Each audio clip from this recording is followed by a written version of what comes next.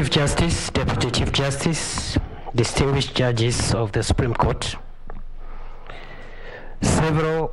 actually 3 questions were asked that are relevant to submissions yesterday, paraphrased as follows. 1, if the National Security Advisory Council 4 knew the results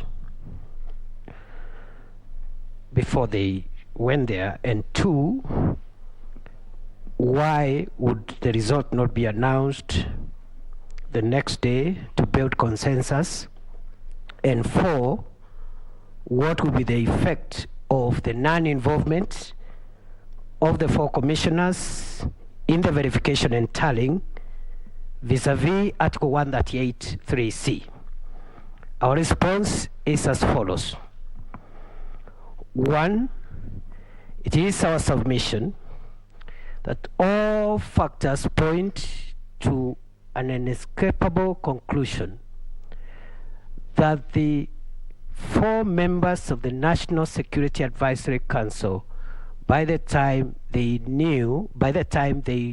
went to the Bomas of Kenya National Tallying Centre, and by the time the head of public service placed a call on the returning officer of the presidential election, by that time they knew.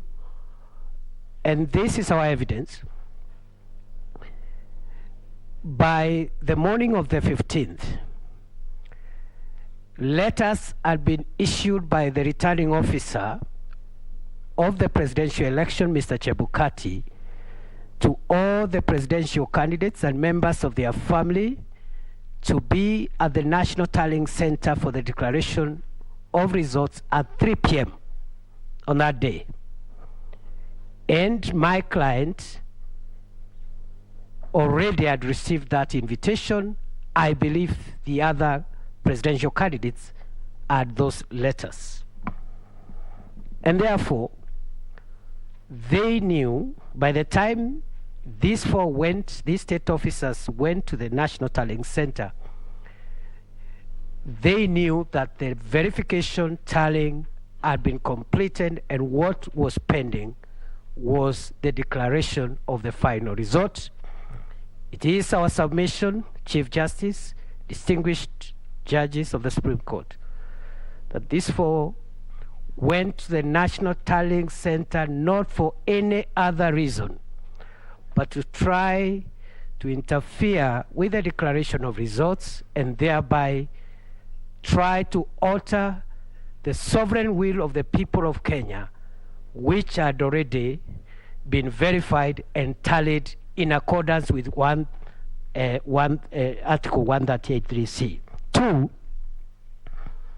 it is our response that the results could not be announced the following day because, according to the affidavit of the chairperson of the commission, and I'm using the word chairperson on advice by Justice Ndungu, which I agree with entirely, that by that time it was not possible for any form of consensus, because then the follow-up question was, I think from Justice Lenaola, why, for example, the returning officer would not have waited for an extra day, which he had, to build consensus on the 4 walk-away commissioners.